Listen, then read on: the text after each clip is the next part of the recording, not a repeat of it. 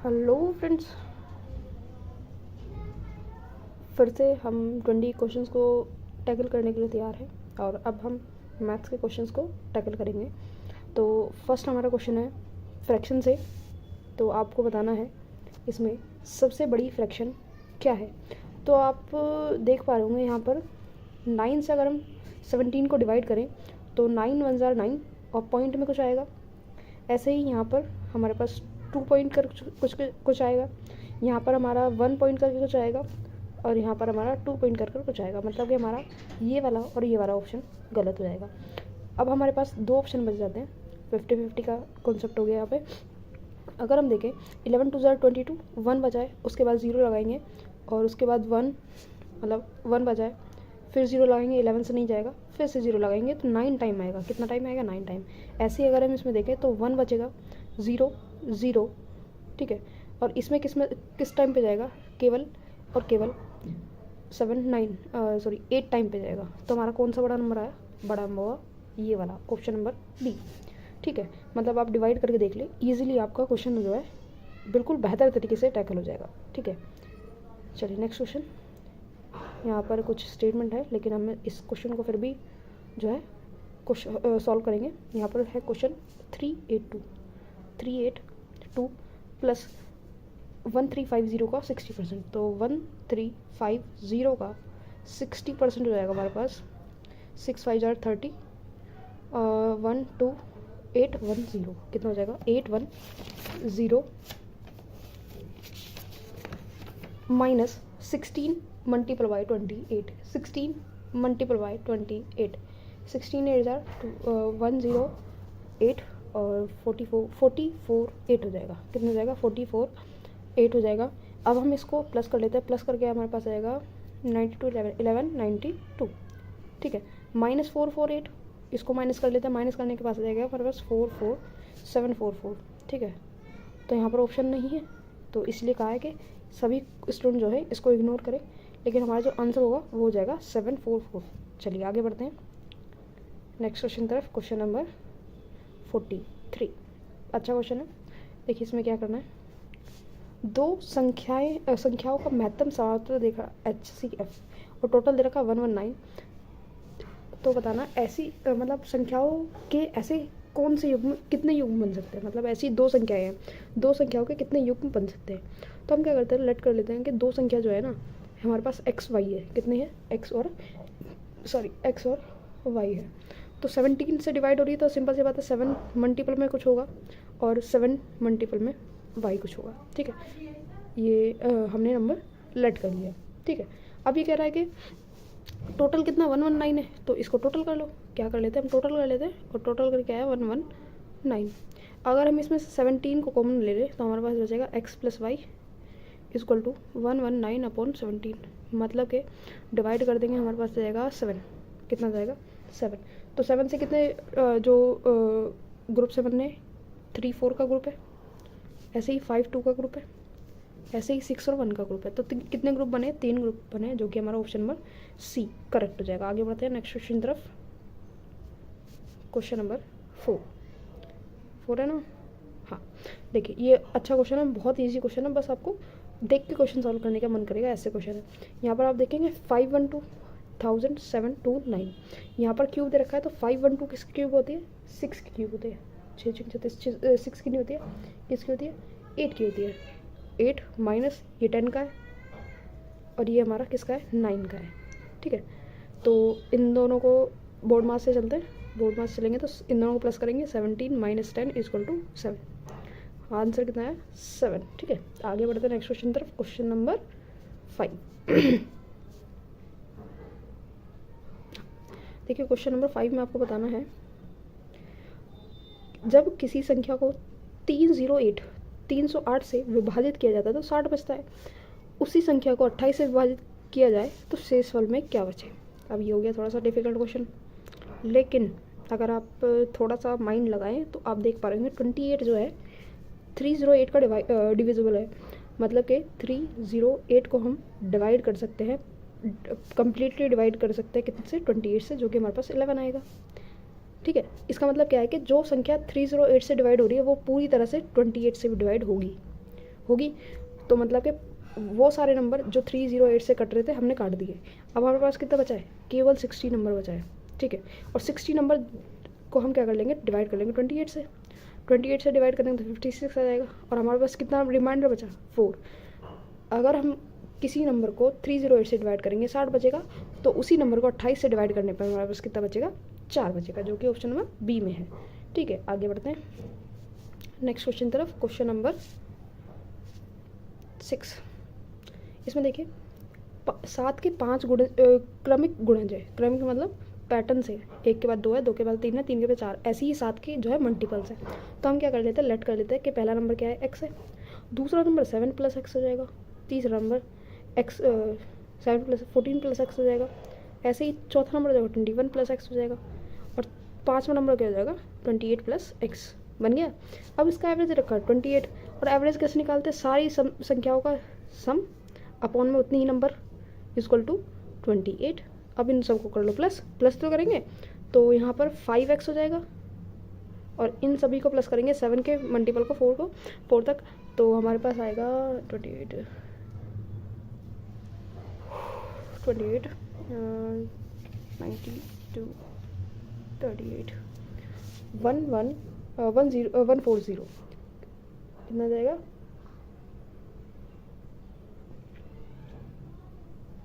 Sorry 70 आएगा। कितना आएगा? 70। ठीक है, यहाँ पर इसको मल्टीपल करेंगे तो हमारे पास 140 आ जाएगा, जो कि 5x प्लस 7 है, 70 है। इसको इधर लेके आएंगे माइनस में, तो हमारे पास 70 बच जाएगा, जो कि हमारा यहाँ पर 5x है। x को ये भी छोड़ देंगे, 5 को इधर डिविजिबल ले जाएंगे, तो हमारे पास से कितना जाएगा? 14 पंजे 70, मतलब कि जो हमारा x का वैल्यू कितना जाएगा? 14 आ जाएगा। लेकिन आपसे पूछा क्या है? पहले और अंतिम पद के वर्ग का औसत। तो पहला पद कितना हो जाएगा? 14, और अंतिम पद क्या हो जाएगा? 28 प्लस 14, तो 42। ठीक है, हमसे अंतिम और पहले का वर्ग पूछा है, तो हमारे पास जो है पहला पद 14 है और अंतिम पद कितना है? 42 है। इनका स्क्वायर करेंगे और उनका औसत निकालेंगे। ठीक है, तो स्क्वायर करेंगे तो हमारे पास आ जाएगा 196 और 742। ठीक है, 1 मिनट 2। ठीक है, इन दोनों को प्लस करेंगे तो प्लस करके 1960 आ जाएगा अपॉन 2 आ जाएगा। इसको कट कर लेंगे, 980 आ गया। कितना आ गया? 980, जो कि ऑप्शन नंबर सी में है। ठीक है, थोड़ा सा लेंथी क्वेश्चन था, लेकिन अगर आपकी प्रैक्टिस अच्छी है तो आप इसको आसानी से कुछ ही टाइम में कर सकते हैं। ठीक है, ये हमारा क्वेश्चन नेक्स्ट। अच्छा क्वेश्चन, एक कक्षा में 68% छात्र जो है इलेक्ट्रिकल को पसंद करते हैं, 47% इलेक्ट्रॉनिक्स को पसंद करते हैं। यदि प्रत्येक छात्र में कम से कम एक विषय लेता है, यानी या तो इलेक्ट्रॉनिक ले रहा है या इलेक्ट्रिकल ले रहा है, तो 21 जो है ऐसे बच्चे हैं जो कि दोनों को ले रहे हैं।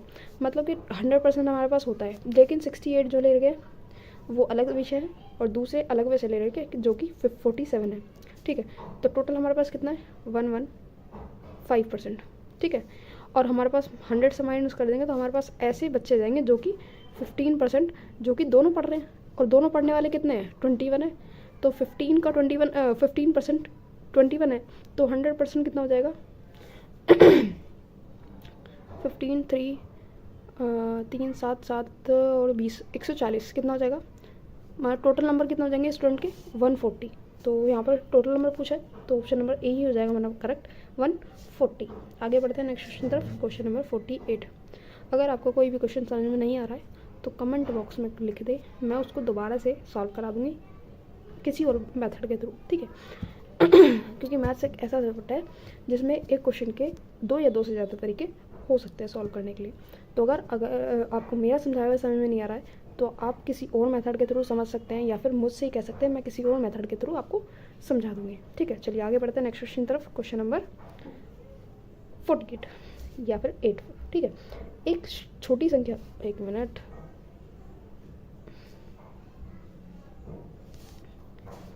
यहाँ पर है क्वेश्चन, एक छोटी संख्या 60% का 60%, एक बड़ी संख्या का 40% से 16 कम है। ठीक है, छोटी संख्या बड़ी संख्या के 40% से 16 कम है। तो हम इसमें क्या करेंगे, x मान लेंगे। क्या करेंगे, x मान लेंगे किसी नंबर को सॉरी, हम क्या करेंगे, इसमें x मानेंगे और क्वेश्चन को सॉल्व करेंगे। देखिए हमारे पास एक नंबर है जो कि हमने मान लिया x है, ठीक है, कितना है, x है, और दोनों नंबर का योग कितना, 120 है। मतलब एक अगर x है तो दूसरा कितना हो जाएगा, 120 माइनस x हो जाएगा। इतना तो बात आपको आ गई होगी समझ।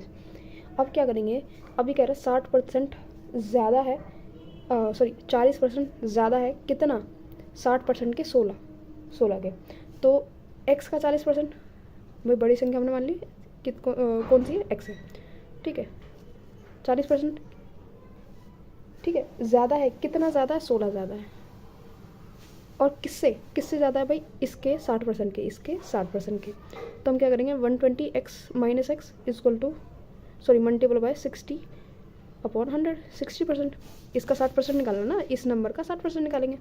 तो हम क्या करेंगे, देखिए इसमें ये 100 को कॉमन लेके इस तरफ ले आएंगे, तो हमारे पास यहाँ पर आ जाएगा 1600, यहाँ पर 40x बचा, माइनस 120 मल्टीपल बाय 60, तो 720 आ जाएगा और हमारा प्लस, क्योंकि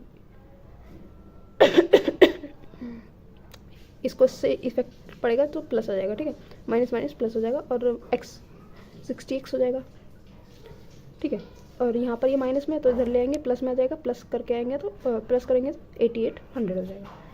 इसको और इसको इंटरेक्ट कराएंगे तो 100x आ जाएगा, प्लस होगा 100x आ जाएगा। तो यहाँ से 2 0 से 2 0 कैंसिल, x की वैल्यू कितनी आ गई, 88। मतलब हमारा नंबर जो आ गया वो कितना आ गया, 88। तो दोनों का योग कितना था, 120 था। तो 120 में से अगर हम माइनस कर दें 88 को, तो हमारे पास नंबर आ जाएगा, कितना नंबर आया, 2 और 3, 2 और 3 है ना, 2 और 3, ठीक है।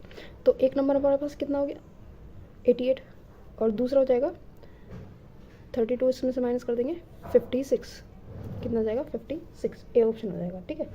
आगे बढ़ते हैं नेक्स्ट क्वेश्चन तरफ, क्वेश्चन नंबर 49। 49 में हम देखेंगे, एक वस्तु को उसकी अंकित मूल्य के 5/6 कीमत पर बेचने पर 10% की हानि हो रही है। तो हम क्या कर लेते हैं, 5/6 है, इसको हमने क्या मान लिया, 100/120, ठीक है।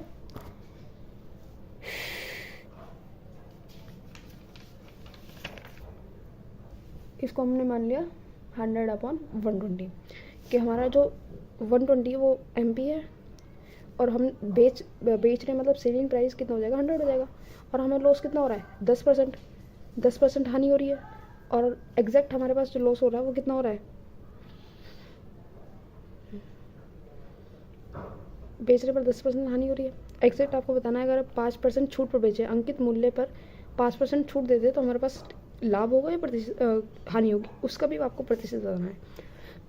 लेकिन हानि या लाभ प्रतिशत निकालने के लिए हमें सबसे पहले CP निकालना होगा कि उसका कॉस्ट प्राइस कितना हुआ है। तो कॉस्ट प्राइस निकालने के लिए हम क्या करेंगे, हमें 10% लॉस हो रहा है, तो मतलब क्या है कि 100 का, भाई सेलिंग प्राइस का आप क्या निकाल लो, सेलिंग प्राइस का आप निकाल लो 100%। भाई सेलिंग प्राइस कितना, जो हमारा, 1 मिनट, भाई सेल हम कितने पे कर रहे हैं, 100 पे, लेकिन उस बेचने पर 10% लॉस हो रहा है, मतलब कि हम 90% बेच रहे हैं। अब 90% 100 है तो 100% कितना होगा, 100 का 100% निकालने के लिए हम क्या करेंगे, 100/90 कर देंगे, ठीक है। तो इसको 0 0 कट कर देंगे, हमारे पास आ जाएगा 1000/9, 1000/9 आ गया। अब इसमें हम क्या करेंगे, देखिए हमारे पास SP भी है, MP भी है और CP भी है। अब हमें क्या निकालना है, भाई 5% छूट दे दी हमने, किस पे दी है छूट, हमने दी है अंकित मूल्य पे। अंकित मूल्य कितना, 120 है, तो 120 का 5% निकाल लेंगे, छूट का प्राइस आ जाएगा ना। या फिर आप क्या करो, 95% निकाल लो, ठीक है, 95% निकाल लो, उससे क्या होगा कि आप कितने पे बेच रहे हो ये पता लग जाएगा। अब इसको कट कर देंगे, 2 6 6 यहाँ पे आ गया, और 1 9, 19 का 114, उन 114 पे बेचने पर उसे कितना % का लाभ या हानि हो रहा है। भाई 114 बेचना है और क्रय मूल्य कितना है, 1000/9 है। तो हम क्या कर लेते हैं, माइनस कर लेते हैं 1000/9 से। एक मिनट।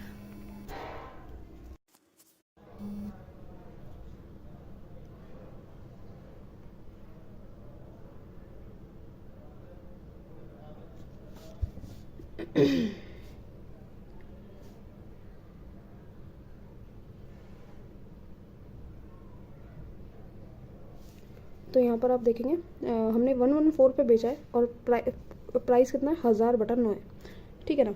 तो अब क्या करेंगे, माइनस करेंगे, 9 को मल्टीपल करेंगे तो हमारे पास आ जाएगा 1026। 1026 को जब हम 1000 से डिवाइड करें माइनस करेंगे तो हमारे पास आएगा 26/9, ठीक है। तो हमारे पास जो प्रॉफिट हुआ कितना हुआ, 26/9 का प्रॉफिट हुआ है। और 26/9 का प्रॉफिट हुआ है, इसको कहाँ नोट करें, एक मिनट। तो 26/9 का 26/9 का जो हमें प्रॉफिट हुआ है, प्रॉफिट कितने पे हुआ, 9/1000 पे, ठीक है। और परसेंट निकाल लेंगे तो परसेंट लगाएंगे, 100 से 100 कट जाएगा और 9 से 9 कट जाएगा। और यहाँ पर हमारा यहाँ पर 26/10 का जो है प्रॉफिट हो गया, 26/10 का प्रॉफिट हो गया। 10 को काटेंगे तो 2.6 हो जाएगा। जो हमारा आंसर आ गया वो कितना आ गया, 2.6 का जो है हमें 2.6 का जो है हमें प्रॉफिट हुआ है, ठीक है। चलिए आगे बढ़ते हैं नेक्स्ट क्वेश्चन तरफ। क्वेश्चन थोड़ा सा बड़ा हो गया। देखिए मैथ्स के क्वेश्चन में आप चाहे टीजीटी दे, पीजीटी दे या पीआरटी दे, आपको 4 क्वेश्चन या 5 क्वेश्चन ऐसे मिलेंगे जो कि लेंथी होंगे, ठीक है। बाकी आपके इजीली टैकल हो जाएंगे, ठीक है। तो वो 4 से 5 क्वेश्चन में आपको टाइम देना है थोड़ा, और टाइम को कंज्यूम करके रखना है, ठीक है ना, अपने टाइम को, क्योंकि आपको पता है टीजीटी पीजीटी में आपका क्वेश्चन ज़्यादा होता है और आपके मिनट्स जो है वो कम होते हैं, ठीक है। चलिए नेक्स्ट क्वेश्चन देखते हैं। यहाँ पर क्वेश्चन है, एक व्यक्ति है, वो अपने तीनों पुत्रों में ABC के बीच में 160 सिक्के बांट देता है 2, 3, 4 के अनुपात में, ठीक है। लेकिन गलती से वो जो है 2:3:X के अनुपात में गलती से बांट देता है। तो वो कह रहा है C को जो है गलती से 200 सिक्के कम मिले हैं। अब देखिए हमारे पास टोटल जो है अमाउंट कितना है, ठीक है, 260, और हिस्सेदारी कितनी है, 9 की हिस्सेदारी है। तो एक की हिस्सेदारी पे कितने रुपए जाएंगे, मतलब कितने सिक्के जाएंगे, 140, 140 सिक्के एक की हिस्सेदारी में जाएंगे। 2 को बांटना है, 3 को बांटना है और 4 को बांटना है, ठीक है। 2 को हिस्से दो हिस्सेदारी देंगे ए को, तो हमारे पास 2800 सिक्के चले जाएंगे, 2800 सिक्के चले जाएंगे। 3 की हिस्सेदारी देंगे तो 140 जाएगा, 420 जाएगा। 4 की हिस्सेदारी में 560 जाएगा। अब ये कह रहा है C को गलती से 200 कम मिले, मतलब कि उसे कितने मिले, 360 मिले, है ना। ओरिजिनल ये वाला है, ठीक है, 360 मिले। अब 360 जब C को मिल गए तो बचे कितने, बचे 1260 में से 360 माइनस करेंगे तो 900 बचे। मतलब कि इन दोनों को प्लस मिलाकर कितने मिले, 900 मिले, 900 मिले ना। अब 900 मिले हैं तो A और B को 2:3 में मिलना चाहिए। अगर हम यहाँ पे लेते हैं ओरिजिनल A, B और C को मिले 360, A और B को 900 में से बंटवारा होना है, 900 में से बंटवारा होगा तो A को मिलेगा 2 हिस्सा और B को 3 हिस्सा। तो 2 हिस्सा और 3 हिस्सा को जब हम बांटेंगे तो 5 के हिसाब से बटेगा, और 5 के हिसाब से इनका जो सिक्कों का रेशो होगा, सिक्कों का अमाउंट होगा, वो हो जाएगा 2 के हिसाब से 3600, 360 और 3 के हिसाब से 5400। तो जो ओरिजिनल सिक्के बटे हैं वो इस रेशो, इस अमाउंट में बटे हैं। तो अब ये कह रहा है कि तो x का मान बताना है, अनुपात का मान बताना है, ठीक है। मान तो 360 हो जाएगा, अनुपात का मान बताना है तो इसको कट कर लेंगे। तो कट करेंगे तो आप देखेंगे 36 18 दूनी 36, 18 दूनी 36, 18 ते 54, 18 दूनी 36। तो हमारे पास जो अनुपात आ गया वो आ गया हमारे पास 2:3:2 का। तो C का जो x का मान, C का मान हो जाएगा 2, तो ऑप्शन नंबर B हो जाएगा करेक्ट। आगे बढ़ते हैं नेक्स्ट क्वेश्चन, क्वेश्चन नंबर 51। यहाँ पर है क्वेश्चन पी और क्यू, एक मिनट, पी और क्यू यहाँ पर देखिए पी और क्यू की वर्तमान आयु 3:7 है। सॉरी, पी और क्यू की रेशो जो वर्तमान आयु वो है 3:5, ठीक है, वर्तमान है, करंट एज।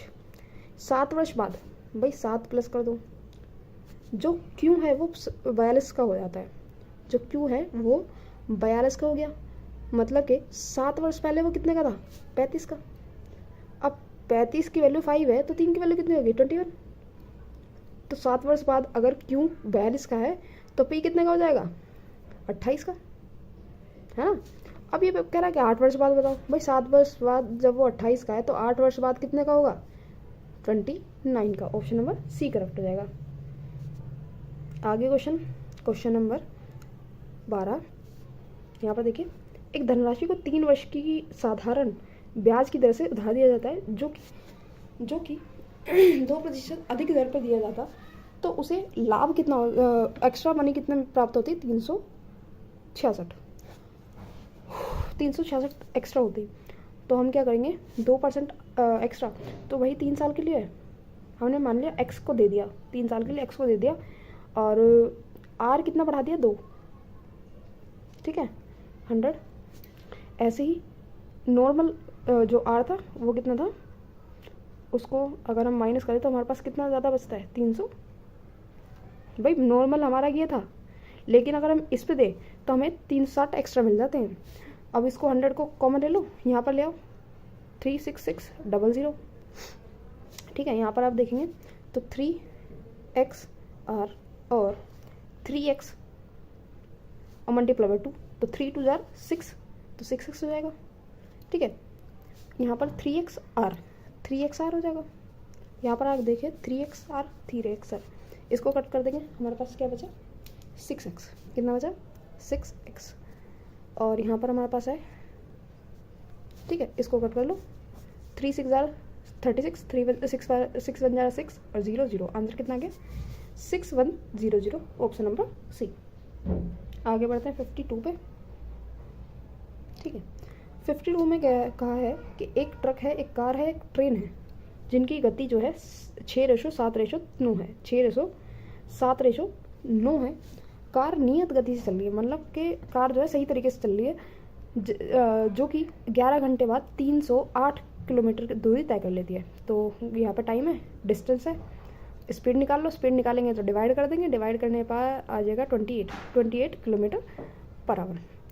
अब आपको बताना है ट्रक और ट्रेन की समान समय पे मतलब कि जैसे कार समय पे चल रही है अपने नियमित गति से, ऐसे ही ट्रेन और ट्रक भी चल रहा है, तो उनका एवरेज निकालना है, चाल का एवरेज, ठीक है, स्पीड का एवरेज निकालना है। तो भाई साहब 28 किलोमीटर पर आवर की स्पीड से चल रहा है, ठीक है, 28 पर आवर की स्पीड से चल रहा है। तो ट्रेन और ट्रक की स्पीड बतानी है। हम क्या करेंगे इसमें, देखिए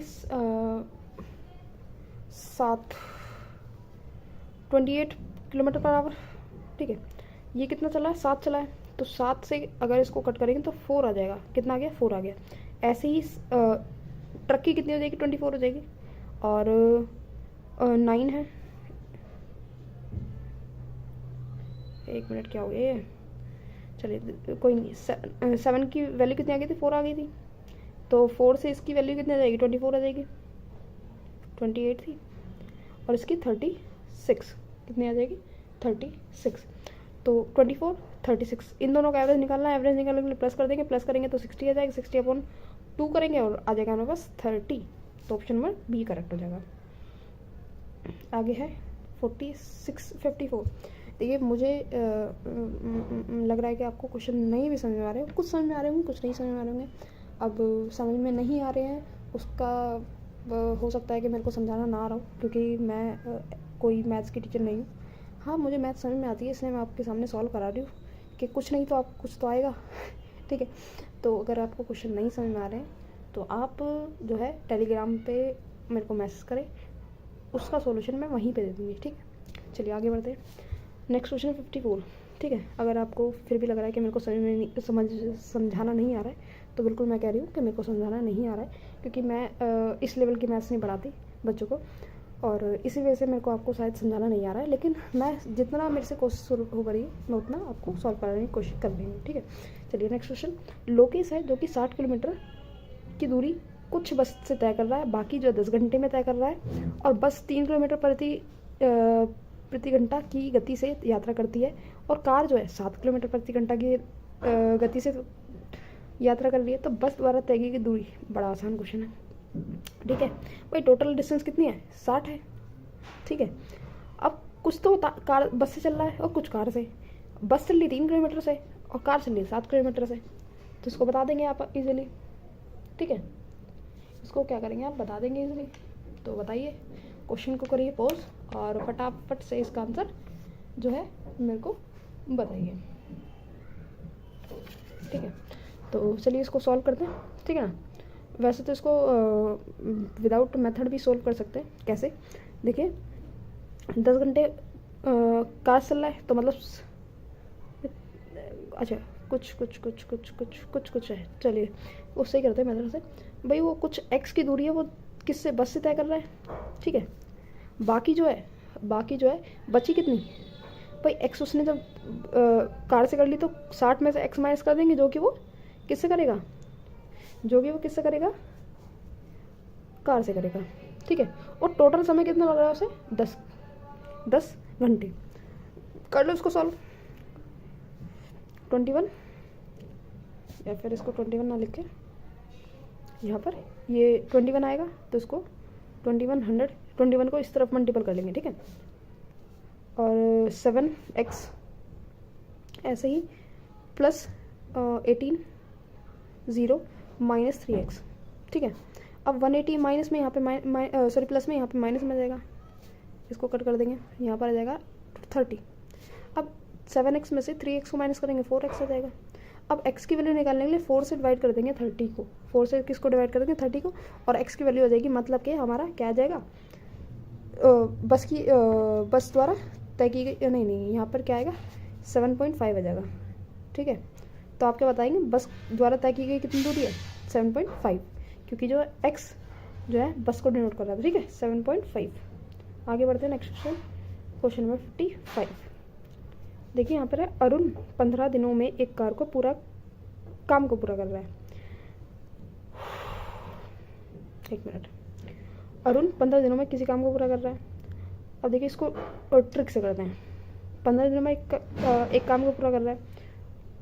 अब वो 3 दिन तक काम करता है। सपोज करो वो 3 दिन में 3 ही काम कर पाता है, तो बचा कितना काम? 12 काम बचा, ठीक है।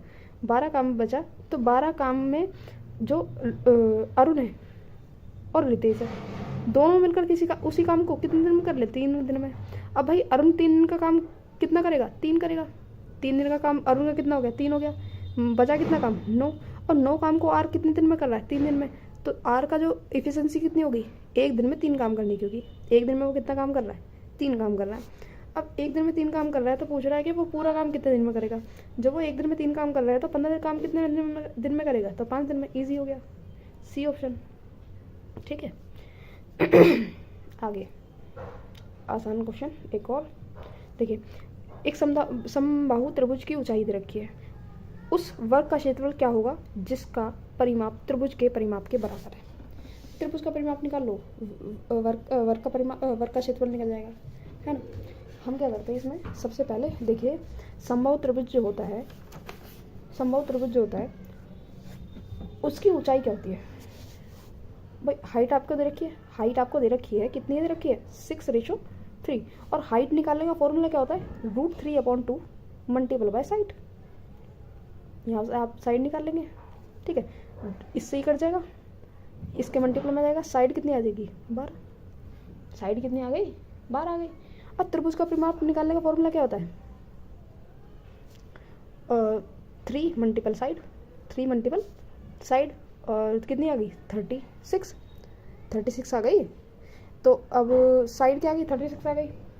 वर्ग की अब वर्ग का क्षेत्रफल निकालना है, वर्ग का क्षेत्रफल निकालना ना, क्या होगा जिसका परिमाप त्रिभुज के परिमाप के बराबर होगा। तो ये क्या आ गया, वर्ग का परिमाप आ गया 36, और परिमाप आ गया तो पैरामीटर आ गया, पैरामीटर कितना होता है 4 मल्टीपल साइड होता है, 36 रख देंगे, 4 मल्टीपल साइड आ जाएगा, 4 से कटा तो साइड कितनी आ गई, 9 आ गई। अब 9 साइड है तो हमें क्या निकालना है, क्षेत्रफल। साइड 9 है तो क्षेत्रफल कितना हो जाएगा, 9 का स्क्वायर। आ जाएगा आंसर कितना 81, कितना आंसर आ जाएगा 81। आगे बढ़ते हैं। देखिए, यदि एक बेलन के आधार की त्रिज्या, बेलन है, बेलन के आधार की त्रिज्या त्रिज्या तिगुनी कर दी जाए, वो पहले x थी अब कर दी 3x, है ना। तो नए बेलन का आयतन और मूल बेलन के आयतन से 200% अधिक हो जाता है। मूल बेलन मतलब जो पहले वाला है, ठीक है, ये मूल और ये नया है, ठीक है। नया क्या है, हमने बढ़ा दिया है, क्या कर दिया, बढ़ा दिया। अब आयतन बढ़ा रहे हैं, तो देखिए हमने क्या किया, पहले जो अगर हम आयतन देखें, आयतन कितना होता है πr² होता है, ये पुराना आयतन है। और नए आयतन की बात की जाए तो क्या फ़र्क होगा, 3 में r को हम क्या कर देंगे मल्टीपल, क्योंकि 3x करना है ना, 3 का मल्टीपल करना है, 3x² हो जाएगा। अब देखिए इसमें ये क्या 300 बढ़ा दिया है, कितना कर दिया 300 बढ़ा दिया है। तो हम क्या कर सकते हैं इसमें, भाई नया वाला कितना है π3r²h, इसको बड़ा एच लिख देते हैं क्योंकि ये नया है, ठीक है। अब देखें वो 300 ज़्यादा है, 300% ज़्यादा है किससे, पुराना वाले पुराना वाला कितना था r²h। कर दो सॉल्व, आंसर आ जाएगा। पाई से पाई कट गया, r² से r² कट गया। एक मिनट यहाँ पर जो है ना ये r² था, ये 1 मिनट ऐसे करते हैं इसको, ये 3r² था। जब इसको ब्रैकेट को ओपन करेंगे तो ये हो जाएगा 9r², कितना हो जाएगा 9r², ठीक है। अब करेंगे इसको, r से r कट जाएगा, बचा क्या, यहाँ पर 9h बचा है, यहाँ पर 300, इसको कट कर लो तो 3 बच गया है, कट कर दिया 3 बचा, और यहाँ पे 3h बच गया, कितना बच गया 3h। तो हमें क्या बताना है, नए बेलन की ऊंचाई में कितने प्रतिशत की वृद्धि हुई है। तो आप देखेंगे ऊंचाई में कितना हो रहा है h,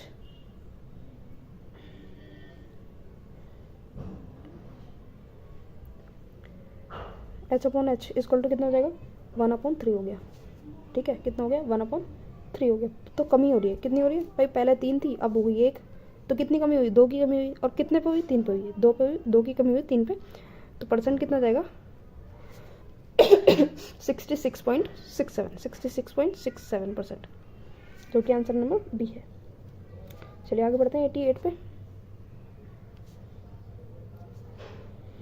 इसमें देखिए, इसमें क्वेश्चन है आपका, देखिए इसमें बताना प्रतिशत, वर्ष 2011 में 11 ही चल रहा है, शहर ए शहर में कुल ग्रामीण संख्या लगभग कितनी थी। तो कुल कितनी थी, कुल थी हमारी 87.6, और ग्रामीण संख्या कितनी थी 40%। तो इसका हम क्या करेंगे, इसका हम क्या करेंगे 40% निकाल देंगे, क्या करेंगे 40% निकाल देंगे, हमारा आ जाएगा आंसर।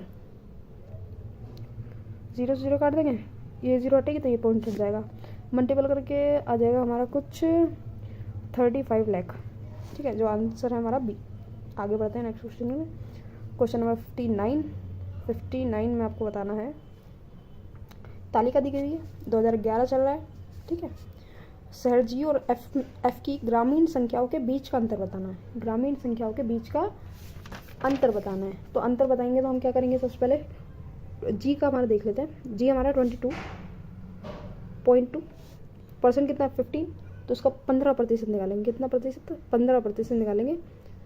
ये 0 कट जाएगा यहाँ से, ये 2 बचा, यहाँ 3 बचा, 2 से कट करेंगे 1 1 1, और मल्टीपल करेंगे तो 33 या फिर कुछ कहें तो 33 लाख आ जाएगा, 33 लाख, सॉरी 30.33 लाख, ठीक है ना। आगे है एफ़ का निकालना है। एफ़ हमारा 28.2%, 20%, सॉरी 0 का पॉइंट से पॉइंट हटा देंगे, 2 2 ज़ा 4, 2 8 ज़ा 16, 1 कैरी 5, तो 5.64 लाख नहीं लगाएंगे इसमें, 3 लाख हो जाएगा और 5 लाख हो जाएगा, ठीक है ना, या फिर पूरी, ठीक है। ये अंतर बताना है, क्या बताना है, अंतर। तो अंतर कितना हो जाएगा, 5.64 में से 3.33 माइनस करेंगे तो 2.31 बचेगा। आंसर हो जाएगा डी, ऑप्शन डी हो जाएगा, ठीक है, ऑप्शन नंबर डी हो जाएगा। आगे बढ़ते हैं नेक्स्ट क्वेश्चन।